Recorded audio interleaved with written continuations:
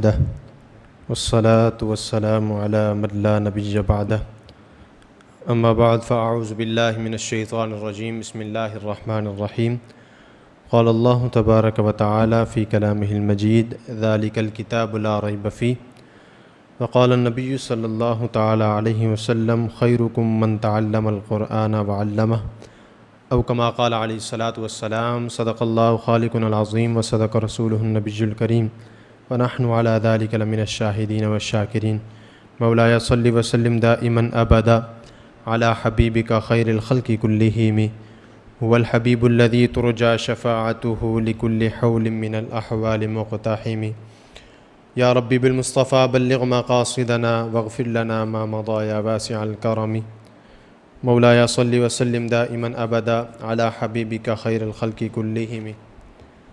حمد و صلات کے بعد اللہ رب العزت کا کروڑ ہا کروڑ احسان کہ اس مالک لم یزل کی دی ہوئی عطا اور توفیق سے آج ایک بار پھر اللہ رب العزت کی لا ریب کلام کی چند آیات کو سمجھنے، اس سے برکتیں حاصل کرنے اور اس کے مفاہیم کو کھول کر بیان کرنے اور پھر اس پر عمل کرنے کی نیت کرنے کے ساتھ آج کی اس بابرکت محفل میں جمع ہیں۔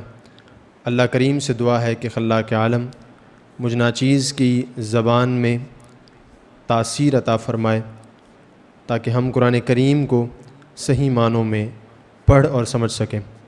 تو سورۃ البقرہ ترتیب کے لحاظ سے قرآن کریم کی یہ دوسری صورت ہے، یعنی سورۃ فاتحہ کے بعد جب آپ قرآن کریم کھولتے ہیں تو فوراً یہ دوسرے نمبر پر صورت موجود ہوتی ہے۔ لیکن حضرت ابن عباس رضی اللہ تعالی عنہ آپ سے مروی ہے کہ مدینہ طیبہ میں آقا کریم علیہ الصلوۃ والسلام کی ہجرت کے بعد جو سب سے پہلی سورۃ کریمہ نازل ہوئی وہ سورۃ البقرہ تھی۔ تو معلوم ہوا کہ مدنی صورتیں، جن کو ہم مدنی صورتیں کہتے ہیں، وہ ہمیں پتہ ہے، معلوم ہے کہ وہ صورتیں، وہ آیات، وہ قرآن جو ہجرت مدینہ کے بعد نازل ہوا ان کو ہم مدنی آیات یا مدنی صورتیں کہتے ہیں۔ تو ان صورتوں میں سے ایک صورت سورۃ البقرہ بھی ہے جو مدنی ہے۔ اس صورت کے اندر 286 آیاتیں ہیں، 40 رکوع ہیں، 6121 کلمے، 25,500 حروف ہے۔ بنیادی طور پر اگر ہم یاد رکھنے کے لیے کریں تو اس صورت کے اندر 286 آیات ہیں۔ کم از کم ہمیں اتنی بات یاد ہونی چاہیے کہ سورۃ البقرہ کے اندر 286 آیات ہیں۔ شان نزول اس کا یہ ہے کہ حدیث مبارکہ کا مفہوم ہے، مسلم شریف کی یہ حدیث ہے کہ اللہ رب العزت نے یہ نبی کریم علیہ الصلوۃ والسلام سے وعدہ فرمایا تھا کہ ایک ایسی کتاب نازل فرمائے گا کہ جو نہ پانی سے دھو کر مٹائی جا سکے گی اور نہ وہ کبھی پرانی ہوگی۔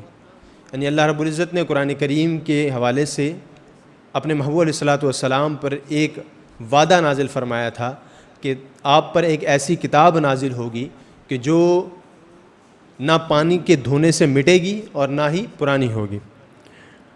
اس کی فضیلت کے اندر طبرانی اور بہقی کی طرف سے حضرت ابن عمر رضی اللہ تعالیٰ عنہ سے روایت ہے کہ نبی کریم علیہ السلام نے فرمایا، میت کو دفن کر کے قبر کے سرحانے سورہ بقرہ کی اول کی آیاتیں اور پاؤں کی طرف آخر کی آیاتیں پڑھو تو اس سے اللہ رب العزت میت کے عذاب میں تخفیف فرماتا ہے۔ یعنی سورۃ البقرہ کی ابتدائی 5 آیات اور آخری 10 آیات، یہ پڑھنے سے قرآن کریم میت کو دفن کرنے کے بعد سرحانے 5 آیات اور پاؤں کی سائڈ پر 10 آیات پڑھنے سے اللہ رب العزت اپنے کرم سے، اپنے فضل سے میت کے عذاب میں تخفیف فرماتا ہے۔ اب قرآن کریم کی ان 5 آیات کی طرف آتے ہیں۔ رب تعالیٰ سورۃ البقرہ کی ابتدائی آیت میں فرماتا ہے الف لام میم۔ الف لام میم اگر آپ اس کو لکھا ہوا دیکھیں گے تو یہ جڑا ہوا لفظ ہے، لیکن اس کو الگ الگ کر کے پڑھا جاتا ہے۔ جیسے ہم بسمی پڑھیں، بسمی، تو بسمی کے اندر بھی با سین میم ہے، لیکن یہ ایک ساتھ پڑھا جاتا ہے۔ اس کا مراد ہوتا ہے باسمی، اس اسم کے ساتھ آگے پھر ترجمہ جوڑتے ہیں، لیکن یہاں الف لام میم لکھا ہوا ساتھ ہے لیکن الگ الگ حروف کے ساتھ پڑھا جاتا ہے۔ مراد یہاں پر یہ ہوتا ہے کہ یہ حروف مقطعات ہیں۔ کیا ہیں یہ؟ حروف مقطعات، یعنی قرآن کریم میں اس طرح کے آپ کو کئی حروف ملیں گے، کئی آیات ملیں گے جس میں الف لام میم، ہا میم، طاسین، یاسین، قاف، اس طرح کے جتنے بھی الفاظ آپ کو ملیں گے ان کو قرآن کریم کی زبان میں حروف مقطعات کہتے ہیں۔ حروف مقطعات کا معاملہ یہ ہے کہ جو متفق ایک فیصلہ ہے جو مفسرین نے، جو محدثین نے ہم تک پہنچایا ہے، وہ یہ ہے کہ اس کا مفہوم اور اس کا مطلب اللہ اور اس کے رسول بہتر جانتے ہیں، کیونکہ اس کا مفہوم، اس کا مطلب ہمارے ذہنوں میں نہیں آ رہا، کوئی ترجمہ بن نہیں رہا۔ لہٰذا ہمارے لیے جو مسئلہ ہے وہ سمجھنے کا کیا ہے کہ ان حروف مقطعات کا ترجمہ اور تفسیر اللہ اور اس کا رسول جانتا ہے۔ ٹھیک ہو گیا۔ اس کے بعد دوسری آیت مبارکہ میں اللہ رب العزت ارشاد فرماتا ہے ذالک الکتاب، ذالک الکتاب، ذالک معنی ہوتا ہے یہ، ذالک یہ، الکتاب یہ وہ خاص کتاب، یعنی کسی عام کتاب کے بارے میں بات نہیں کی جا رہی بلکہ الف لام لگا کر اس کو کیا کر دیا گیا؟ خاص کر دیا گیا۔ ذالک الکتاب، یہ وہ کتاب، کیا ہے بھائی اس کے اندر؟ فرمایا لا ریب فی، اس میں کسی قسم کی کوئی شک کی گنجائش نہیں ہے۔ شک کی گنجائش کیوں نہیں ہے؟ شک کی گنجائش اس لیے نہیں ہے کہ کسی ایسی کتاب جس کی دلائل، جس کی جو ہے نا مفردات، جس کے واقعات، جس کے جو ہے وہ جس کی صورتیں بالکل روشن، روز روشن کی طرح آیا ہوں، ہر چیز واضح ہے اور اس کے اندر دلائل کا ذخیرہ اتنا زیادہ ہے کہ سینکڑوں لوگوں نے، ہزاروں لوگوں نے اس کے اوپر تحقیق کر لی کہ یہ سچی ہے، برحق ہے، لہٰذا اس کے اندر کسی قسم کا کوئی شک نہیں۔ جو بات اس قرآن کریم کے اندر ہے وہ آج تک کوئی بھی شخص، چاہے اس نے جتنی بھی کوشش کر لی ہو، اس کو وہ جھوٹا ثابت نہیں کر سکا۔ حالانکہ یہ ہوا ہے، یہ ضرور ہوا ہے کہ بہت سے ایسے لوگ جو اس کی تحقیق میں گئے تھے اس کو غلط ثابت کرنے کے لیے، جب انہوں نے اس کی روشنی کو دیکھا، جب انہوں نے اس کے اندر ایسی ایسی گہری باتوں کو دیکھا کہ جو آج کے دور کے اندر تحقیق کر رہے تھے اور اس کو اندازہ تھا کہ یہ چیزیں تو آج دریافت ہوئی ہیں، جیسے میڈیکل سائنسز ہے، میڈیکل سائنسز کے اندر بہت ساری چیزیں آج دریافت ہوئی ہیں، انسان کو آج پتہ چلا ہے، لیکن جب وہ قرآن کو کھولتا ہے دیکھتا ہے کہ 1450 سال پہلے وہ ساری ترتیب جو آج تک انسان کی آنکھ سے پوشیدہ تھی وہ ساری اس کے اندر موجود ہے۔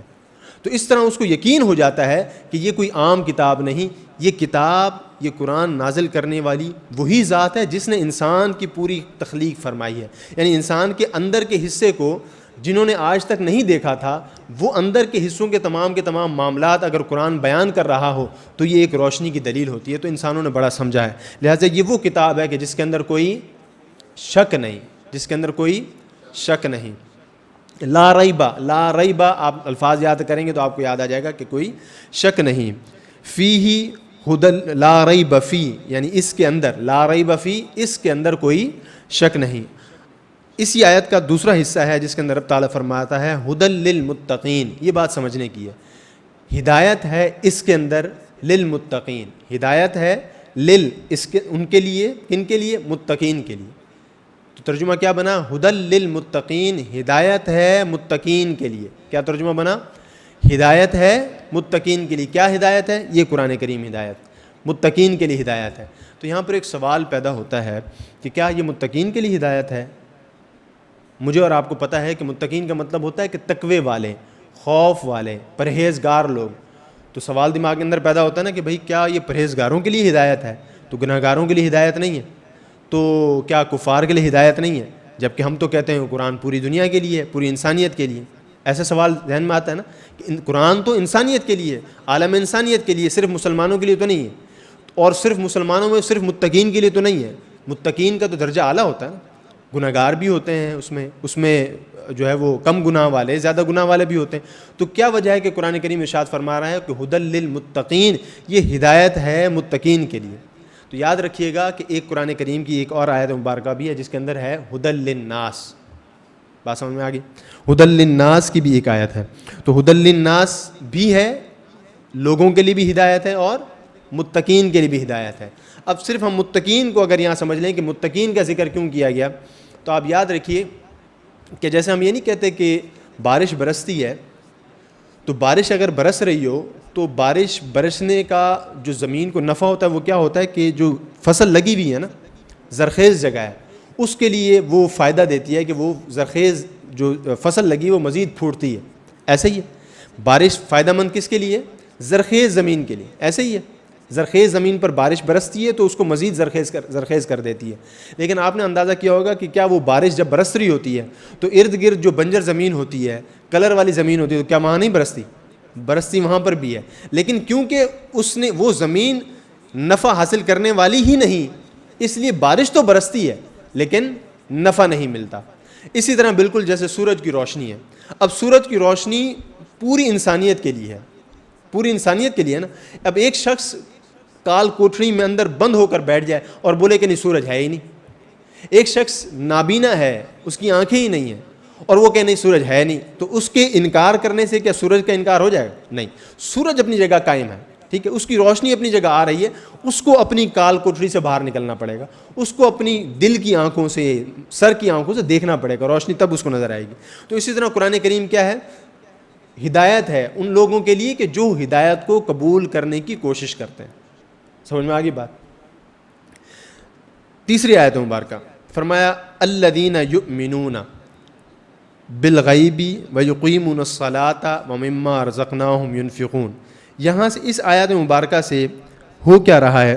یہاں پر ہم ایک تقویٰ کی ایک اور چھوٹی سی میں آپ کے سامنے مثال رکھتا ہوں کہ تقویٰ کی پہچان کیا ہے. فرماتے ہیں کہ تقویٰ 7 قسم کا ہے. ہم نے جو ذکر کیا نا کہ متقین کا, تو متقین کا ہم ذرا تذکرہ پڑھ لیں کہ متقین کون کون سے لوگ ہوتے ہیں. کسی کے علم میں ہے کہ متقین کون کون سے لوگ ہوتے ہیں؟ کوئی سمجھ میں ہو کہ بھائی یہ تقویٰ یہ والا ہوتا ہے؟ تو صاحب کتاب لکھتے ہیں کہ تقویٰ 7 قسم کا ہے. اب ہم نے سمجھنا ہے کہ کس کو تقویٰ کہتے ہیں. فرماتے ہیں تقویٰ 7 قسم کا ہے. نمبر 1 کفر سے بچنا. یہ بفضل ہی تعالی ہر مسلمان کو حاصل ہے. یعنی کفر سے بچنے کے لیے یہ والی جو صفت ہے تقویٰ کی, یہ ہر مسلمان کو حاصل ہے. ہر انسان مسلمان جو ہے وہ کفر سے بچتا ہے. نمبر 2 بد مذہبی سے بچنا. یعنی یہ ہر سنی کو حاصل ہے.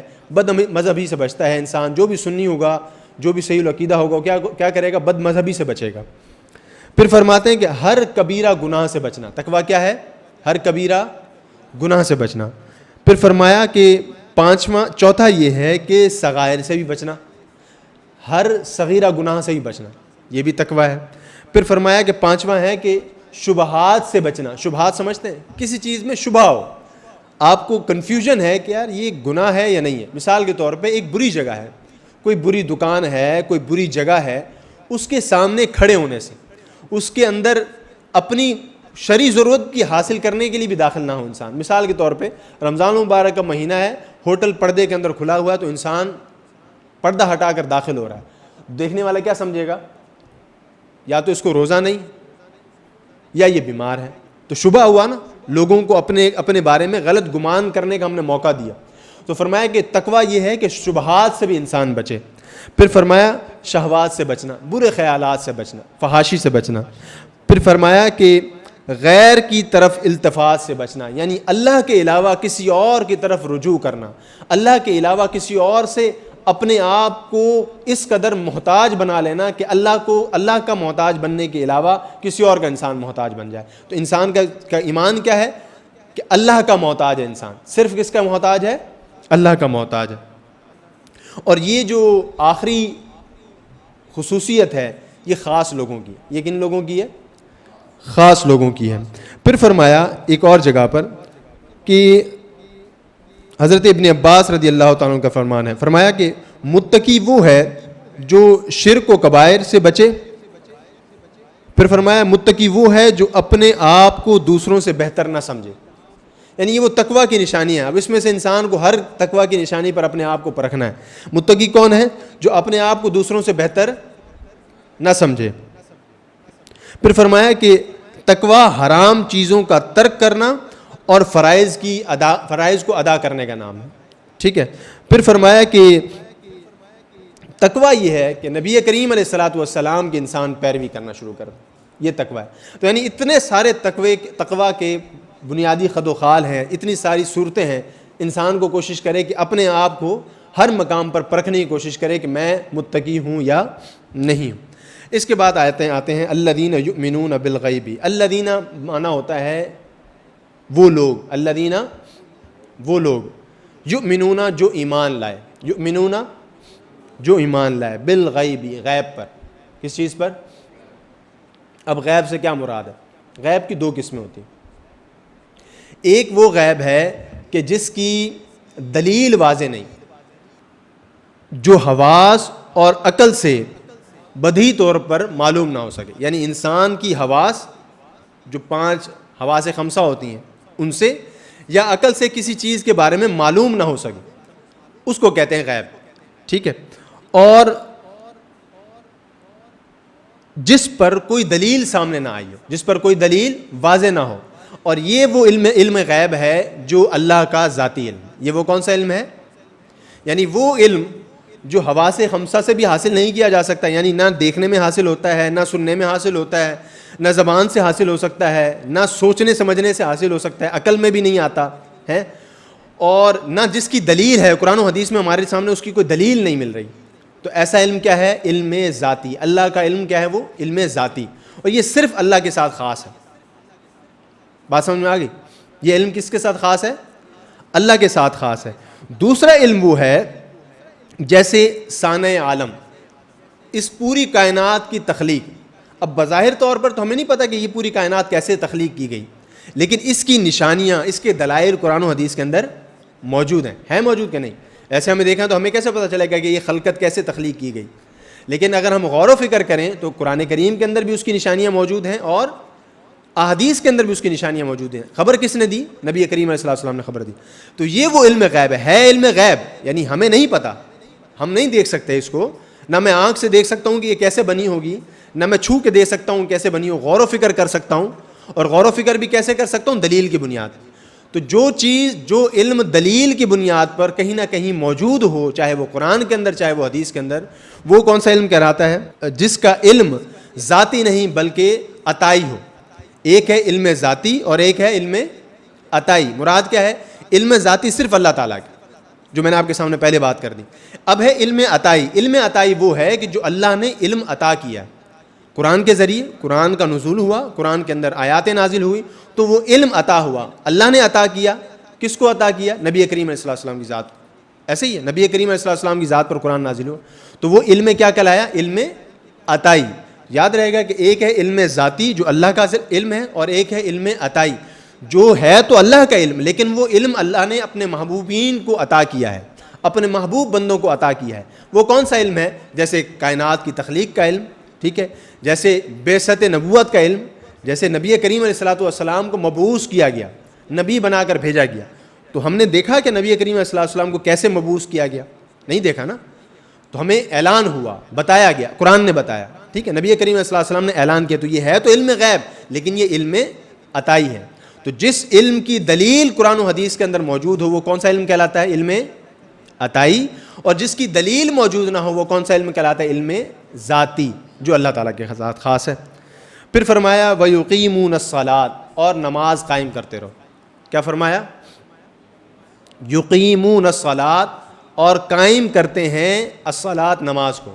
نماز قائم کرتے ہیں، نماز پڑھتے نہیں ہیں. نماز کیا کرتے ہیں؟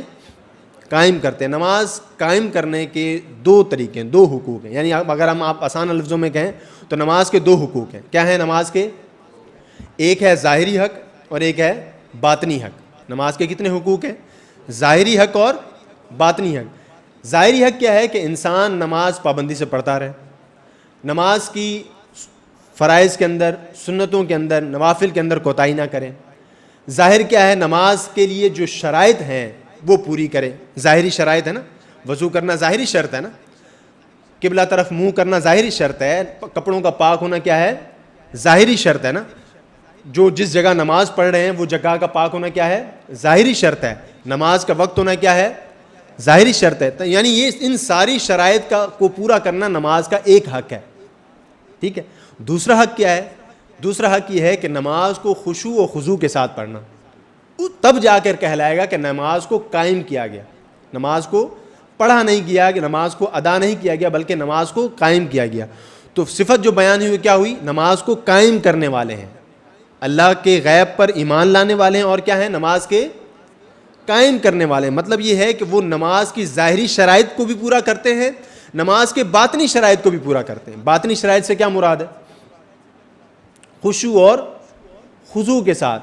یعنی جب نماز انسان پڑھ رہا ہو تو حدیث مبارکہ کا مفہوم ہے کہ جب نماز پڑھو، عبادت کرو تو اس انداز سے عبادت کرو کہ تم اللہ کو دیکھ رہے ہو.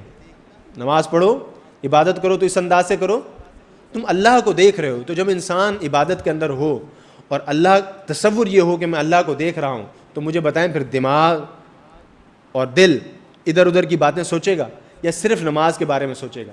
جس کی عبادت کر رہا ہے اس کو دیکھ رہا ہے تو عبادت کے بارے میں سوچے گا.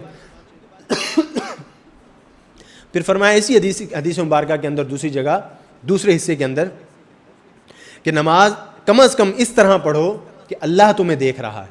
یہ ادنا درجہ ہے، یہ ادنا درجہ ہے. یعنی اللہ مجھے دیکھ رہا ہے، اس پر کامل یقین ہونا یہ ادنا درجہ ہے نماز کے اندر. مکمل درجہ کیا ہے؟ افضل درجہ کیا ہے؟ کہ میں رب کو دیکھ رہا ہوں. تو نماز قائم کرنے کی جو باطنی شرط ہے وہ کیا ہے؟ انسان انتہائی خشوع و خضوع کے ساتھ کہ جب نماز پڑھے تو دل و دماغ نماز کے اندر ہوں، دل و دماغ عبادت کے اندر ہوں. ایسا نہ ہو کہ انسان نماز پڑھ رہا ہے، دماغ کہیں اور کام میں مشغول ہے، دل کسی اور طرف لگا ہوا ہے، تو یہ نماز کا حق ادا نہیں ہوتا. یہی وجہ ہے کہ بسا اوقات ہم کہتے ہیں کہ نماز کی پابندی بھی کرتے ہیں، نماز بھی پڑھتے ہیں، لیکن کام سیدھے نہیں ہوتے، دل کو اطمینان نہیں ہوتا، ذہن کو سکون نہیں ملتا ہے، اور کام سیدھے نہیں ہوتے، لوگوں کے ساتھ معاملات اچھے نہیں ہو پاتے ہیں، دنیا کے معاملات اچھے نہیں ہو پاتے. اس کی وجہ کیا ہے کہ ہم جب نماز پڑھتے ہیں، عبادت کرتے ہیں، اللہ کے آگے سجدہ ریز ہوتے ہیں، اللہ کے آگے جھکتے ہیں، تو کیا ہوتا ہے؟ دل کے ساتھ نہیں جھکتے. ظاہری ساری شرائط تو پورے کر کے آ جاتے ہیں. مجھے نہیں لگتا کہ ہم میں سے کوئی ایسا ہو کہ جو بغیر وضو کے نماز پڑھنے کے لیے کھڑا ہو جائے. ایسا تو نہیں. ہم میں سے کوئی ایسا بھی نہیں ہوگا کہ نماز جس جگہ پڑھنی ہو ناپاک جگہ پر نماز پڑھنا کھڑا ہو جائے. کیسا اہتمام کرتے ہیں؟ ہمیں اگر پتہ چل جائے کہ ہمارے کپڑے ناپاک ہیں تو کچھ بھی ہو جائے ہم نماز نہیں پڑھیں گے. ایسے ہی ہے نا، نماز نہیں پڑھتے. ہم ظاہری اہتمام کرتے ہیں، ظاہری شرائط کا اہتمام کرتے ہیں، ان کو پورا کرنے کی کوشش کرتے ہیں. لیکن جو جس مقصد کے لیے نماز کو پڑھا گیا، نماز پڑھنے کے لیے کیا ہے؟ مقصد کیا ہے؟ دل اللہ کے آگے جھک جائے نا، اللہ کے آگے ماتھا ٹک جائے، عاجزی آ جائے، بندگی کا اظہار کر دے انسان. یہی مقصد ہے نا. تو وہ مقصد تبھی حاصل ہوگا جب دل و دماغ کے ساتھ خشوع و خضوع کے ساتھ نماز میں کھڑا ہوا جائے. بات سمجھ میں آ رہی؟ تو ہم نے کیا کرنا ہے کہ نماز قائم کرنی ہے. کیا کرنی ہے؟ نماز قائم کرنی ہے. پھر فرمایا وَمِمَّا رَزَقْنَاهُمْ يُنْفِقُونَ. اور یہ وہ کون لوگ ہیں جو اللہ کے دیے ہوئے رزق میں سے اللہ کی راہ میں خرچ کرتے ہیں. مما رزقناہم، جو ہم نے ان کو دیا، رزقناہم جو ہم نے ان کو دیا، ينفقون خرچ کرتے ہیں. یہاں پر دو چیزیں سمجھیے گا کہ ایک تو راہ خدا میں خرچ کرنا. راہ خدا میں خرچ کرنے سے مختلف طریقے ہو سکتے ہیں. کیا؟ انسان زکوٰۃ دیتا ہے تو یہ کیا ہے؟ فرض ہے. آپ کے علم میں ہوگا کہ زکوٰۃ کے لیے صاحب نصاب ہونا ضروری ہے، اس مال پر سال گزرنا ضروری ہے. ایک مخصوص مقدار میں کا مال جس پر سال گزر جائے اس پر زکوٰۃ ہوتی ہے. ایسے ہی ہے، انسان پر زکوٰۃ فرض نہیں ہوتی، مال پر زکوٰۃ فرض ہوتی ہے. بات سمجھ میں آ رہی؟ یعنی مجھ پر زکوٰۃ فرض نہیں ہے، میرا جو مال ہے نا اس پر زکوٰۃ فرض ہے. جو میرے پاس مال تھا، مال کا بھی آپ کے علم میں ہوگا کتنا ہوتا ہے؟ 52.5 تولے چاندی یا 7.5 تولہ سونا، یہ نصاب ہے. یعنی 7.5 تولہ سونا کے برابر یا 52.5 تولے چاندی کی رقم کے برابر میرے پاس کوئی مال ہے، اضافی مال یا مال تجارت. یہ مال ہے، اس پر سال گزر جاتا ہے تو پھر اس پر کیا ہوگی؟ اس مال پر کیا ہوگی؟ زکوٰۃ فرض ہو جائے گی. اور اس کے لیے رمضان سے رمضان ہونا بھی ضروری نہیں ہے. بس اوقات ہم کیا سمجھتے ہیں کہ شاید رمضان میں زکوٰۃ نکالنا ضروری ہے. ایسا نہیں ہے. آپ کے پاس محرم کے اندر ایک مال جمع ہوا تھا، اضافی رکھا تھا، اور اس کی رقم 52.5 تولے چاندی سے. اب یہ بھی ذہن میں رکھیے گا کہ 7.5 تولہ سونے کی رقم بہت زیادہ ہے اور 52.5 تولے چاندی کی رقم بہت کم ہے.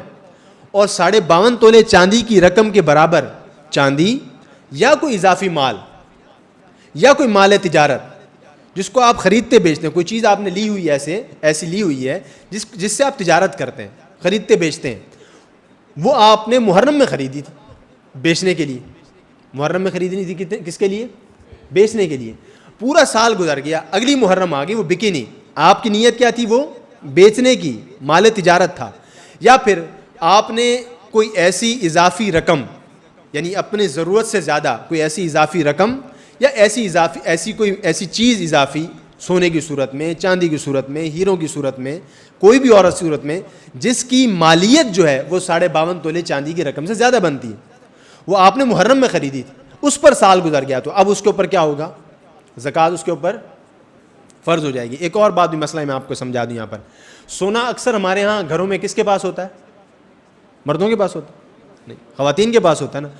تو خواتین کے پاس سونا ہوتا ہے تو زکوٰۃ بھی خواتین اس سونے میں سے ادا کریں گی.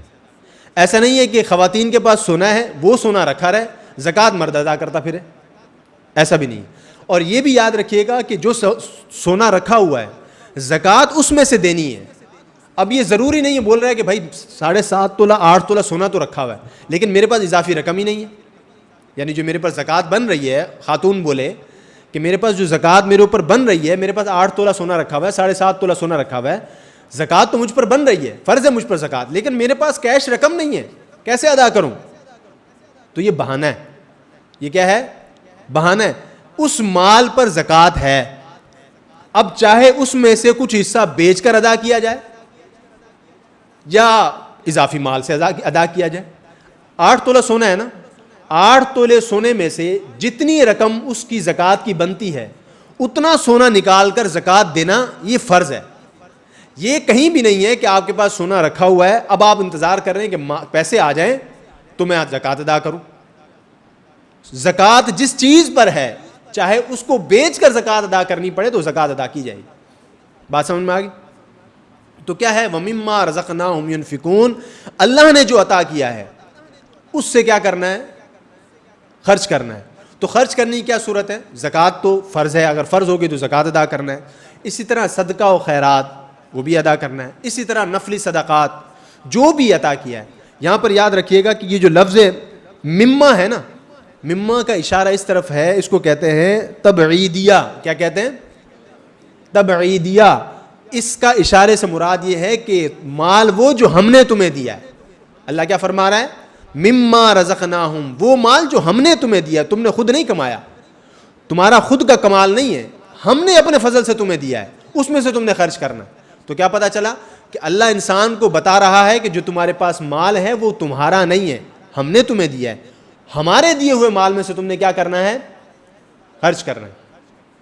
اس کے بعد کیا فرمایا؟ فرمایا والذین یؤمنون, اور وہ لوگ. الذین کیا مانا تھا؟ الذین کا مانا ابھی ہم نے پیچھے پڑھا نا, الذین یؤمنون کیا مانا تھا؟ وہ لوگ, یؤمنون جو ایمان لائے. دوبارہ ریپیٹ کر دیتے ہیں. الذین کا مانا ہوتا ہے لوگ, والذین اور وہ لوگ, یؤمنون جو ایمان لائے. کس چیز پر ایمان لائے؟ بما انزل الیک, بما انزل جو نازل کیا گیا, الیک ان کی طرف. وہ لوگ جو ایمان لائے اس پر جو ان کی طرف نازل کیا گیا. کیا نازل کیا گیا ہماری طرف؟ ہم مسلمانوں کی طرف کیا نازل کیا گیا؟ قرآن. اب قرآن, یہاں پر قرآن نہیں آیا نا, قرآن نہیں آیا لکھا ہوا, انزل الیک جو ان کی طرف نازل کیا گیا. تو اللہ نے جو نازل کیا ہماری طرف اس پر تو ایمان لانا ہے. تو اللہ نے تو تورات بھی نازل کی ہے, اللہ نے زبور بھی نازل کی ہے, اللہ نے انجیل بھی نازل کی ہے نا اللہ نے. تو پھر فوراً کہیں ایسا نہ ہو کہ انسان سمجھے کہ صرف میرا ایمان لانا اس کتاب پر ضروری ہے. اللہ نے فوراً کیا فرمایا؟ وما انزل من قبلک, اور اس پر بھی ایمان لانا ہے جو اس سے پہلے نازل کیا گیا. واضح ہو گئی بات؟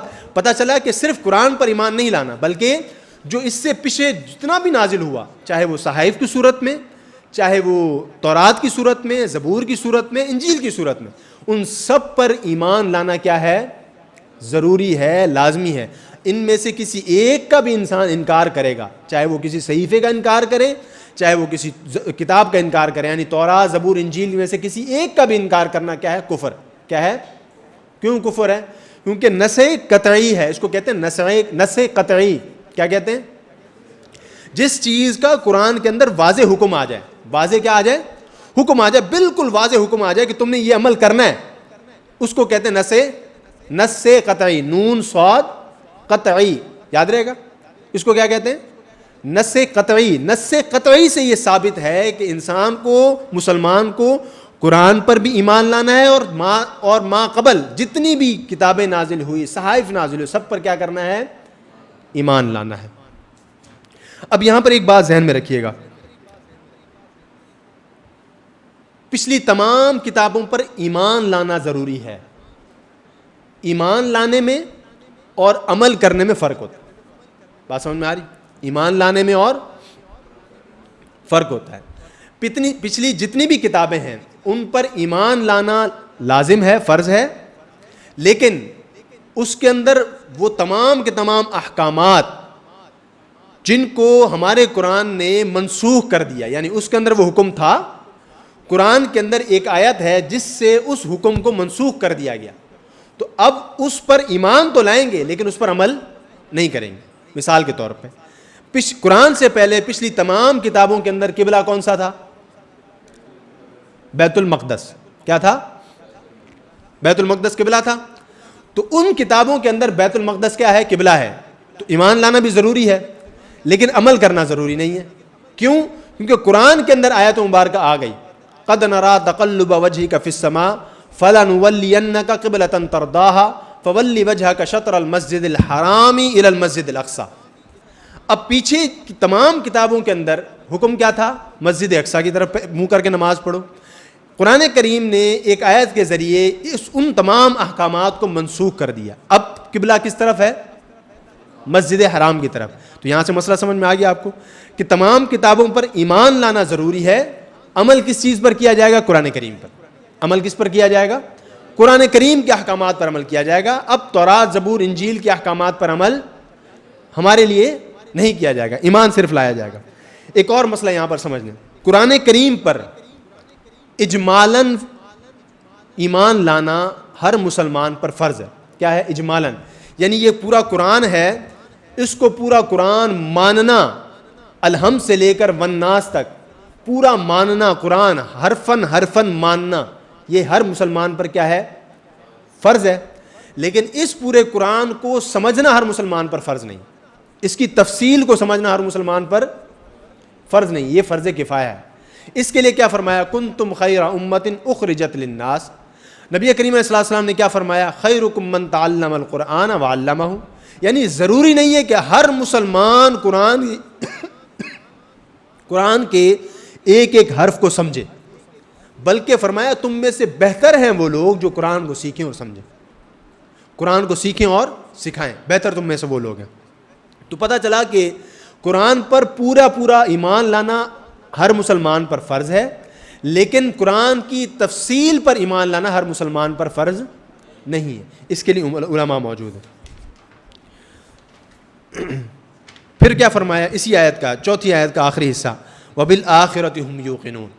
اور کیا کرتے ہیں وہ لوگ؟ اور وہ لوگ آخرت پر یقین رکھتے ہیں۔ وَبِالْآخِرَةِ هُمْ يُوقِنُونَ۔ اور یہ لوگ کون ہیں؟ یہ عظیم لوگ کون ہیں؟ جو آخرت پر بھی یقین رکھتے ہیں۔ آخرت پر یقین رکھنے سے کیا مراد ہے؟